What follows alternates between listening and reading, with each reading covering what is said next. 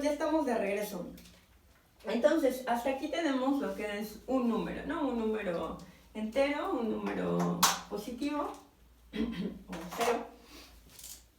Pero entonces queremos saber quién es el conjunto de los enteros. Bueno, una de las propiedades que tienen las relaciones de equivalencia, de nuevo, estas determinan clases, ¿no? Entonces, por ejemplo, cada una de estas rectas, que no son rectas propiamente, son en realidad un conjunto de puntos, porque son conjuntos discretos, no son continuos, no hay nada entre punto y punto, pero estos de acá, pues van a formar en su conjunto una partición. Una partición, recuerden, esto fue un resultado de álgebra superior 1, que es que toda clase de equivalencia determina una partición. ¿Qué es una partición? Una partición es una familia de subconjuntos de un conjunto dado que tiene la propiedad de que cada uno de sus elementos es no vacío, de que son ajenos, 2 a 2, y la unión nos da el total. Entonces, si recuerdan, vamos a tomar el ejemplo de tener los zapatos del mismo color. Si tengo un grupo de personas, digamos el grupo de álgebra superior 2, me tomo la relación de equivalencia a tener los zapatos del mismo color. Como ya dije, esos los podemos agrupar en clases, en las clases que están determinadas por el conjunto de personas que tienen los zapatos del mismo color. Eso nos va a dar una partición. ¿Cómo es que nos da una partición? Bueno, no tenemos ningún elemento de la familia de subfamilias que constituyen la partición que sea vacío. O sea, todas las personas tienen los zapatos de algún color. Entonces, como todas las personas tienen los zapatos de algún color, entonces a cada uno de los subconjuntos formados por personas con zapatos del mismo color le corresponde a alguien. Luego tenemos que son ajenos 2 a 2. ¿Qué quiere decir eso? Eso quiere decir que una persona no tiene los zapatos de dos colores diferentes. Claro, alguien puede tener zapatos bicolor, ¿no? Pero digamos que refinamos la condición de tal manera que el color esté bien definido. Entonces, no hay una persona cuyos zapatos sean iguales a los de una, que sean iguales a los de otra y que entre esas dos personas no sean del mismo color los zapatos. Entonces, o pertenece a una clase o pertenece a otra, pero no a las dos. Entonces, son ajenos 2 a 2 y la unión nos da el total. O sea, cuando nos tomamos a todas las personas que tienen zapatos de algún color, cuando nos tomamos ya fuera de estas clases, de estos subconjuntos del grupo completo, nos va a dar el grupo completo. Entonces, esto de acá, esta relación, que ya vimos que es de equivalencia, determina una partición. ¿Una partición de qué? Una partición de los números enteros. O sea, nos da el conjunto de los números enteros. Visto en términos de este modelo, es una partición de n cruz n. O sea, tenemos, ¿quién es n cruz n? N cruz n serían todos los puntos que están aquí, ¿no? Que están en este producto cartesiano. Entonces, la relación que definimos nos da una partición, nos da una manera de agrupar esos puntos de una manera en la cual ninguno de los conjuntos se va a quedar vacío, ¿no? Siempre están estas líneas, ninguna está vacía, ninguna de ellas se intersecta, son paralelas, se sigue de esta propiedad, de que las rectas son paralelas, y además la unión nos da el total. O sea, si nos tomamos a todos los puntos que están en estas rectas, pues nos da n cruz n completo. Entonces, cuando hacemos eso, una manera de escribir a un conjunto dada una relación es en términos de algo que se llama el cociente. Entonces, el cociente lo que te dice es con qué propiedad identificar a los subconjuntos de un conjunto determinados por una relación de equivalencia. Entonces, yo me podría tomar, por ejemplo, el grupo de álgebra superior 2, ¿no? Que lo voy a denotar con A, y ponerle,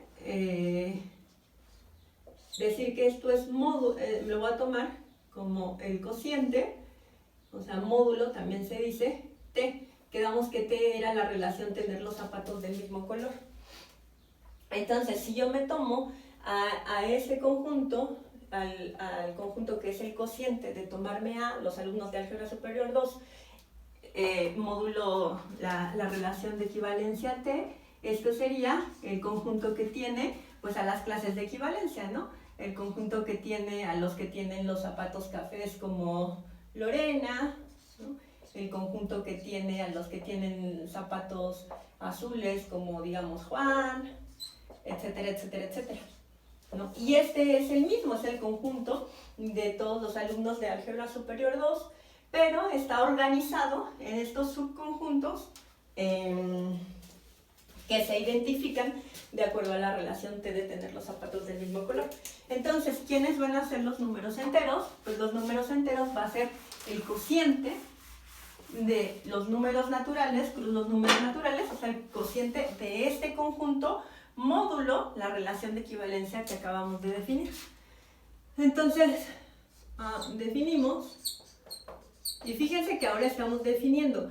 ¿Qué es lo interesante? O sea, esta va a ser la definición 3. ¿Qué es lo interesante? Lo interesante es que cuando vimos la primera perspectiva, esa que le llamé axiomática de los números enteros, yo no definí nunca los números enteros, ¿no? Yo dije, un anillo es un conjunto, dos operaciones que tienen esta propiedad, bla, bla, bla, y que cumplen con los siguientes axiomas. Pero nunca di una definición. Y dijimos, los enteros sí son un anillo. ¿Por qué son un anillo conmutativo con elemento unitario? Porque sus operaciones, cuando los dotamos de sus operaciones, que nunca definimos tampoco, satisfacen los axiomas. Ahora sí vamos a definir a los números enteros.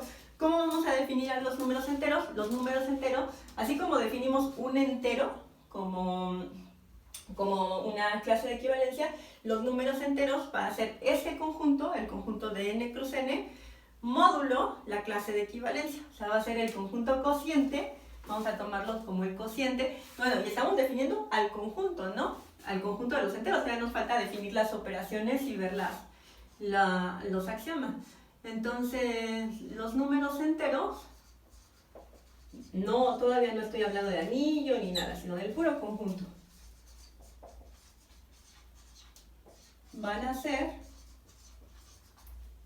el siguiente conjunto. Va a ser el conjunto n cruz n, el producto cartesiano de los números naturales, el cociente módulo la relación de equivalencia que acabamos de definir, ¿no? ¿Y esto qué es? Pues esto es el conjunto de todas las relaciones estas de acá, de la forma A, B, ¿no? Tal que A y B son números naturales, ¿cierto? Entonces, todas estas clases, o sea, cada uno de los conjuntos de los puntos que están sobre cada una de estas rectas va a ser un número entero.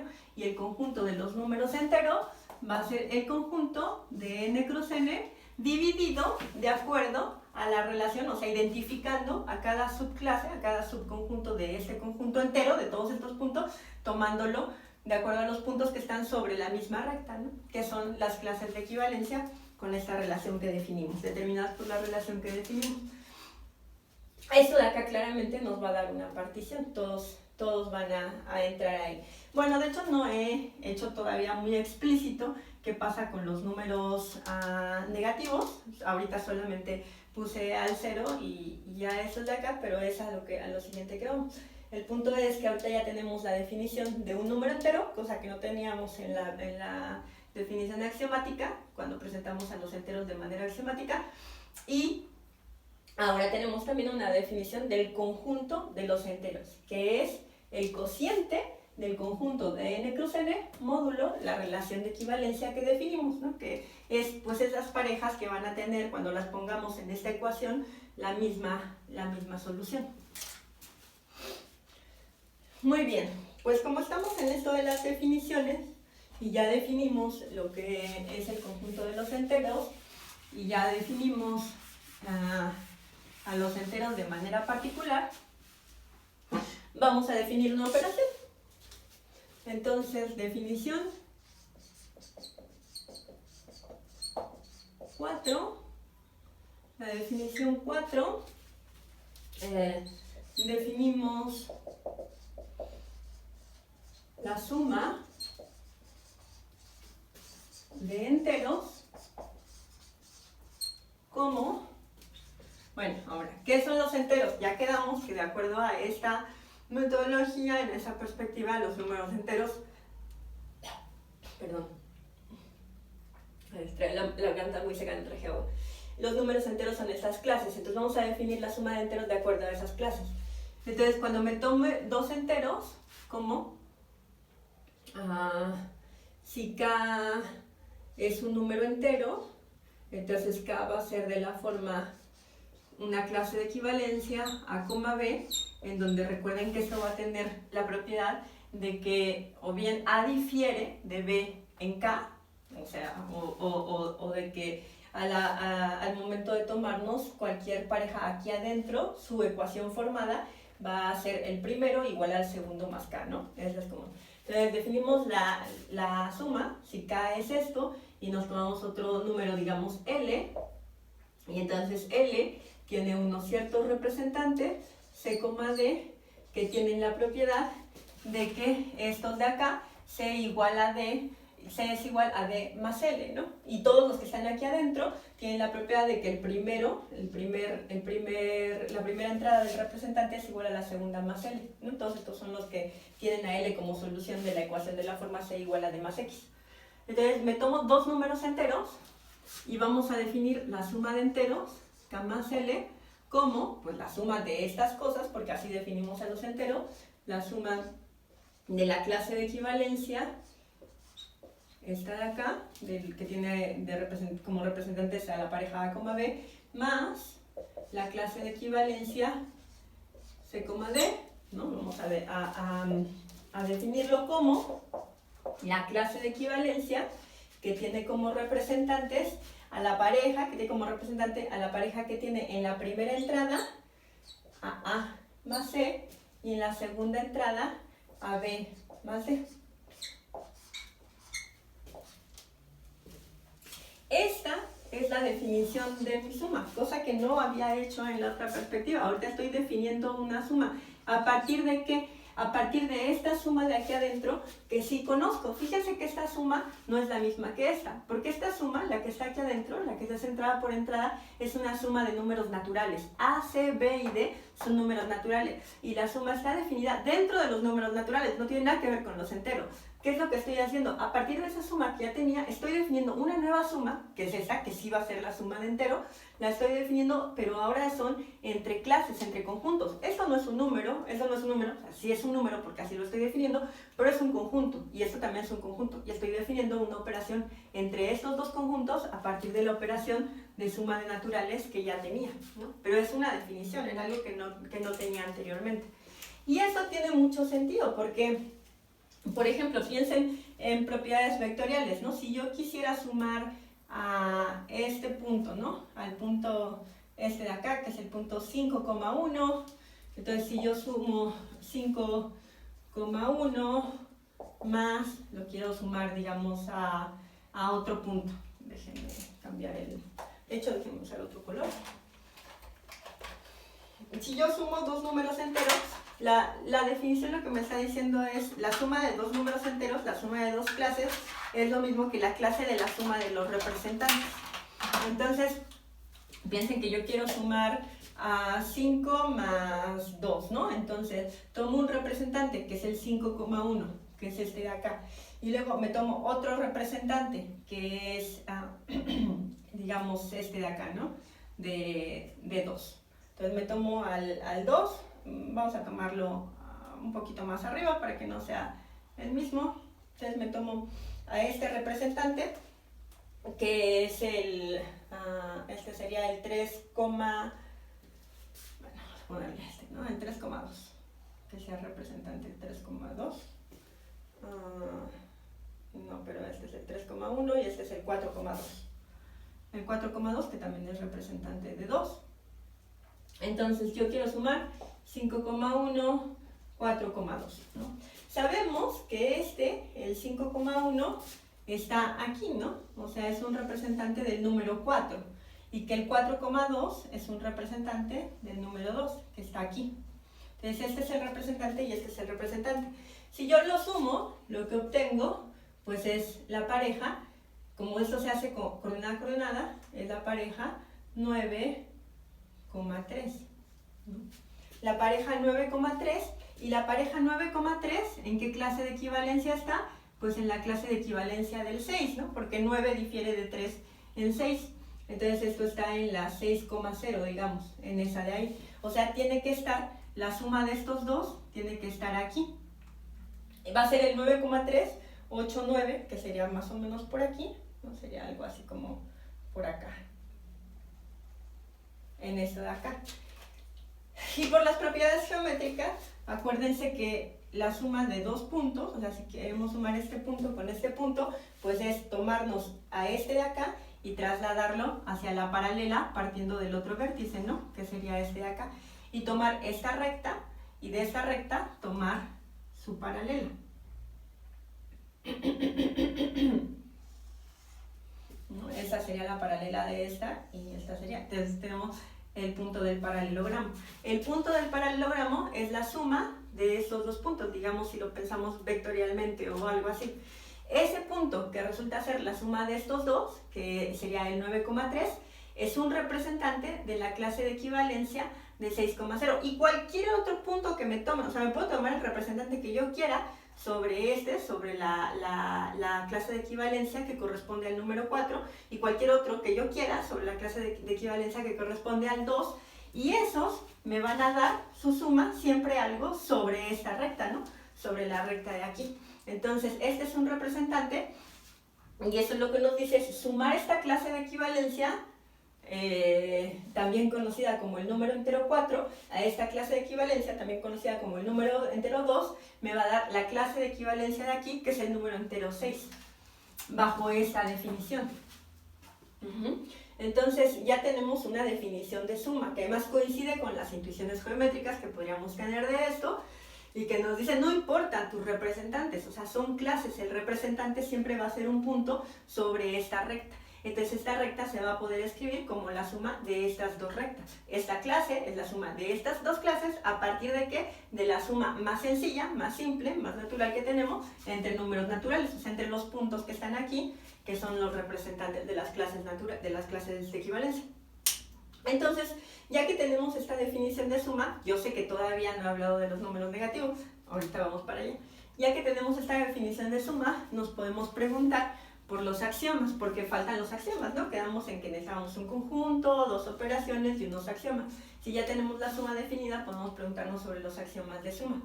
Entonces, los axiomas de suma, creo que el primero que habíamos visto era el de que existe un neutro, ¿no? Entonces, la primera cosa que tendríamos que preguntarnos para ver si se satisfacen los axiomas con esta definición de anillo es si existe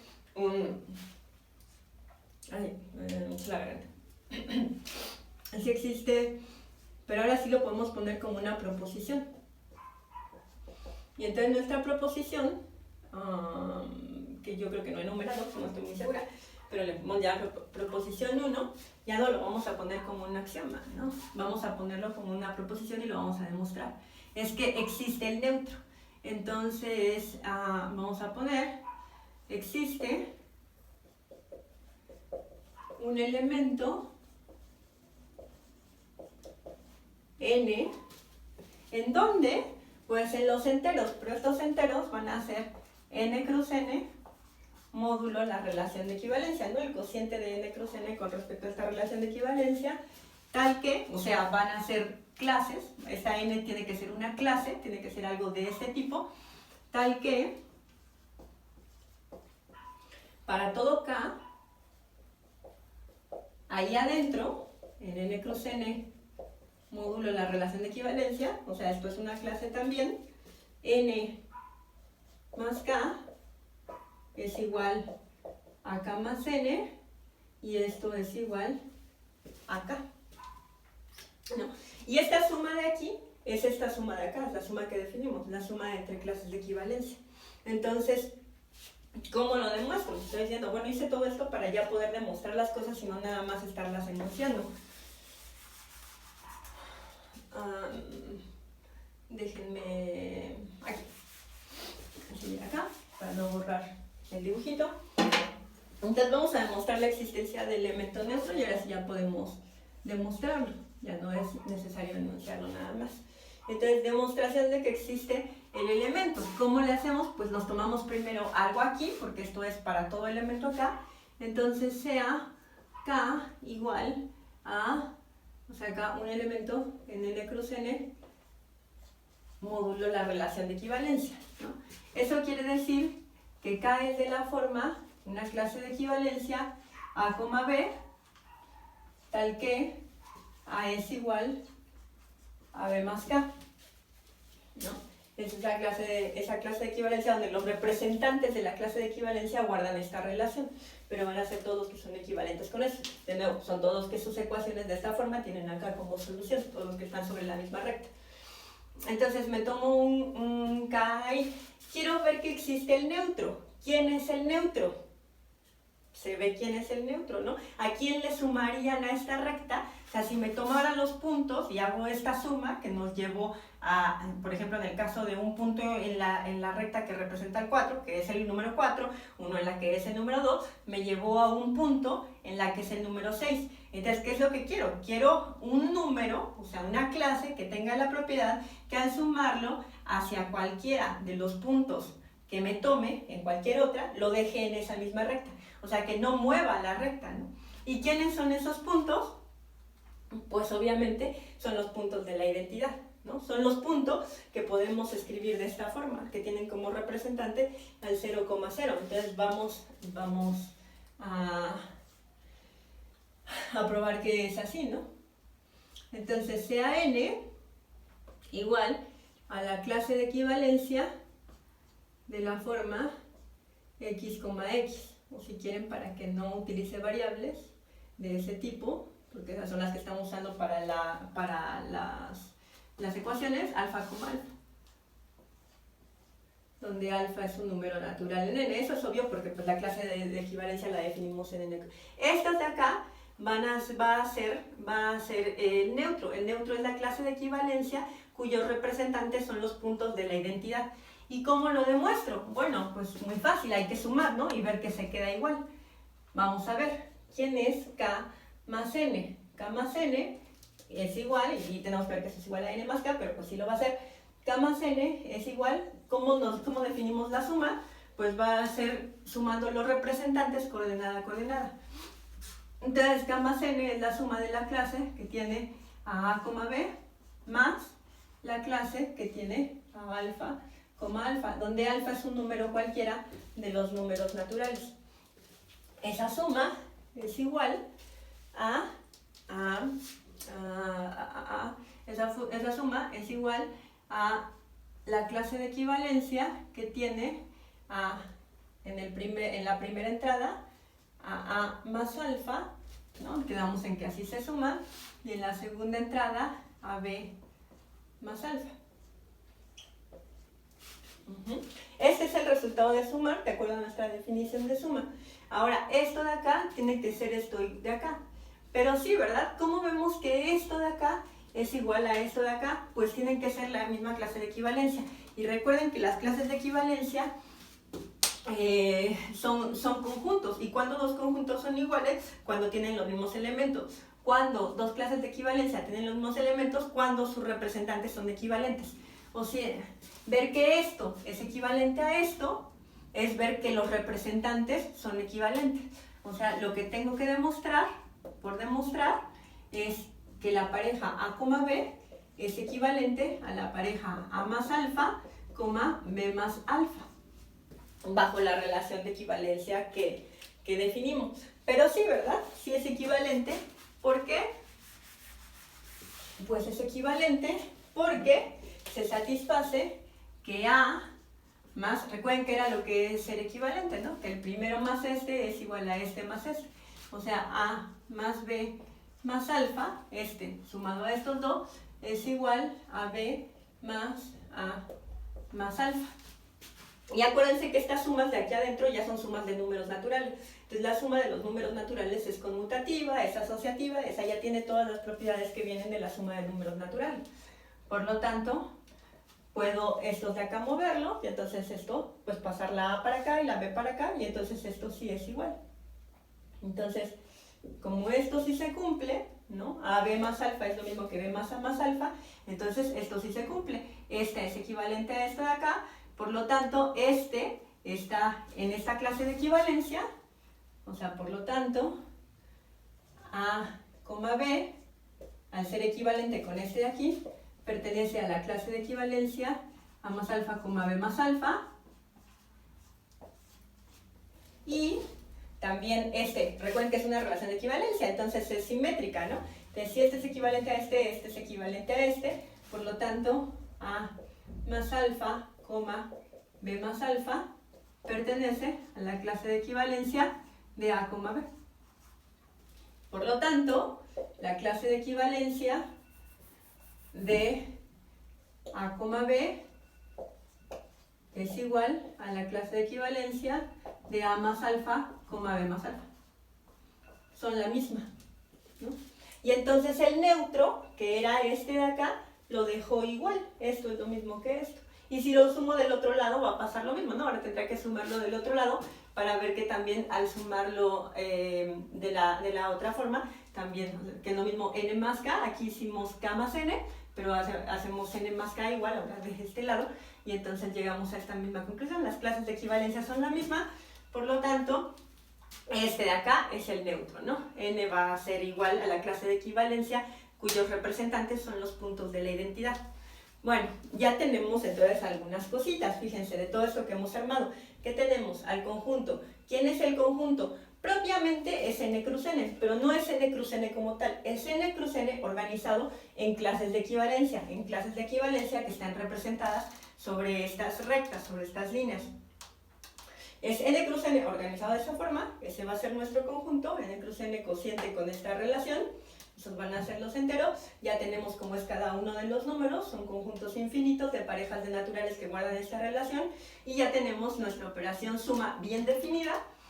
Ya tenemos que, dada esa operación, existen clases de equivalencia que funcionan como neutro, y nos falta ver algunas cositas, ¿no? Todavía no enseñamos a los números negativos, pero eso va a ser en la siguiente clase. Ya se nos acabó el tiempo. Entonces nos vemos en la próxima para terminar con esta construcción, y volvemos a la parte axiomática para probar algunas de las propiedades. Hasta la próxima. Chao.